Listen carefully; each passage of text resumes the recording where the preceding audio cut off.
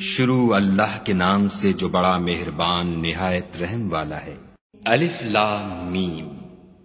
اس میں کچھ شک نہیں کہ اس کتاب کا نازل کیا جانا تمام جہان کے پروردگار کی طرف سے ہے۔ کیا یہ لوگ یہ کہتے ہیں کہ پیغمبر نے اس کو از خود بنا لیا ہے؟ نہیں، بلکہ وہ تمہارے پروردگار کی طرف سے برحق ہے، تاکہ تم ان لوگوں کو ہدایت کرو جن کے پاس تم سے پہلے کوئی ہدایت کرنے والا نہیں آیا، تاکہ یہ رستے پر چلے۔ خدا ہی تو ہے جس نے آسمانوں اور زمین کو اور جو چیزیں ان دونوں میں ہیں سب کو 6 دن میں پیدا کیا، پھر عرش پر قائم ہوا۔ اس کے سوا تمہارا نہ کوئی دوست ہے اور نہ سفارش کرنے والا۔ کیا تم نصیحت نہیں پکڑتے؟ وہی آسمان سے زمین تک کے ہر کام کا انتظام کرتا ہے، پھر وہ ایک روز جس کی مقدار تمہارے شمار کے مطابق 1000 برس ہوگی، اس کی طرف صعود اور رجوع کرے گا۔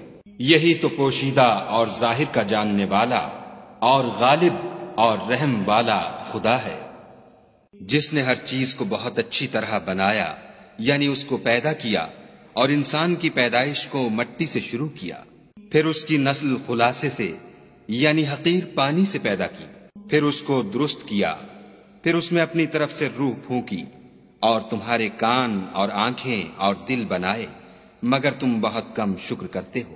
اور کہنے لگے کہ جب ہم زمین میں ملیا میٹ ہو جائیں گے تو کیا از سر نو پیدا ہوں گے؟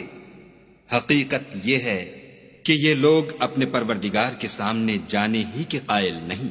کہہ دو کہ موت کا فرشتہ جو تم پر مقرر کیا گیا ہے تمہاری روحیں قبض کر لیتا ہے، پھر تم اپنے پروردگار کی طرف لوٹائے جاؤ گے، اور تم تعجب کرو جب دیکھو کہ گناہگار اپنے پروردگار کے سامنے سر جھکائے ہوں گے اور کہیں گے کہ اے ہمارے پروردگار، ہم نے دیکھ لیا اور سن لیا، تو ہم کو دنیا میں واپس بھیج دے کہ نیک عمل کریں، بے شک ہم یقین کرنے والے ہیں۔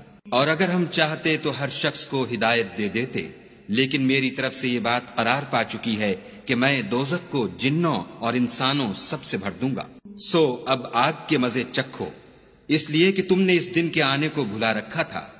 آج ہم بھی تمہیں بھلا دیں گے، اور جو کام تم کرتے تھے ان کی سزا میں ہمیشہ کے عذاب کے مزے چکھتے رہو۔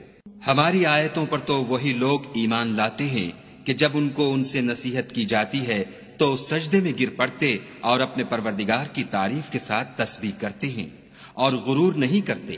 ان کے پہلو بچھونوں سے الگ رہتے ہیں، اور وہ اپنے پروردگار کو خوف اور امید سے پکارتے، اور جو مال ہم نے ان کو دیا ہے اس میں سے خرچ کرتے ہیں۔ کوئی متنفس نہیں جانتا کہ ان کے لیے کیسی آنکھوں کی ٹھنڈک چھپا کر رکھی گئی ہے۔ یہ ان اعمال کا صلہ ہے جو وہ کرتے تھے۔ بھلا جو مومن ہو وہ اس شخص کی طرح ہو سکتا ہے جو نافرمان ہو؟ دونوں برابر نہیں ہو سکتے۔ جو لوگ ایمان لائے اور نیک عمل کرتے رہے ان کے رہنے کے لیے باغ ہیں، یہ مہمانی ان کاموں کی جزا ہے جو وہ کرتے تھے۔ اور جنہوں نے نافرمانی کی ان کے رہنے کے لیے دوزخ ہے، جب چاہیں گے کہ اس میں سے نکل جائیں تو اس میں لوٹا دیے جائیں گے، اور ان سے کہا جائے گا کہ جس دوزخ کے عذاب کو تم جھوٹ سمجھتے تھے اس کے مزے چکھو، اور ہم ان کو قیامت کے بڑے عذاب کے سوا عذاب دنیا کا بھی مزہ چکھائیں گے، شاید ہماری طرف لوٹ آئیں۔ اور اس شخص سے بڑھ کر ظالم کون جس کو اس کے پروردگار کی آیتوں سے نصیحت کی جائے تو وہ ان سے منہ پھیر لے۔ ہم گناہگاروں سے ضرور بدلہ لینے والے ہیں۔ اور ہم نے موسیٰ کو کتاب دی تو تم ان کے ملنے سے شک میں نہ ہونا، اور ہم نے اس کتاب کو یا موسیٰ کو بنی اسرائیل کے لیے ذریعہ ہدایت بنایا، اور ان میں سے ہم نے پیشوا بنائے تھے جو ہمارے حکم سے ہدایت کیا کرتے تھے جب وہ صبر کرتے تھے اور وہ ہماری آیتوں پر یقین رکھتے تھے۔ بلا شبہ تمہارا پروردگار ان میں جن باتوں میں وہ اختلاف کرتے تھے قیامت کے روز فیصلہ کر دے گا۔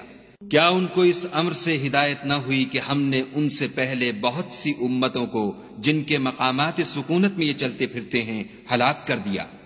بے شک اس میں نشانیاں ہیں تو یہ سنتے کیوں نہیں؟ کیا انہوں نے نہیں دیکھا کہ ہم بنجر زمین کی طرف پانی رواں کرتے ہیں، پھر اس سے کھیتی پیدا کرتے ہیں جس میں سے ان کے چوپائے بھی کھاتے ہیں اور وہ بھی کھاتے ہیں، تو یہ دیکھتے کیوں نہیں؟ اور کہتے ہیں اگر تم سچے ہو تو یہ فیصلہ کب ہوگا؟ کہہ دو کہ فیصلے کے دن کافروں کو ان کا ایمان لانا کچھ بھی فائدہ نہ دے گا اور نہ ان کو مہلت دی جائے گی، تو ان سے منہ پھیر لو اور انتظار کرو، یہ بھی انتظار کر رہے ہیں۔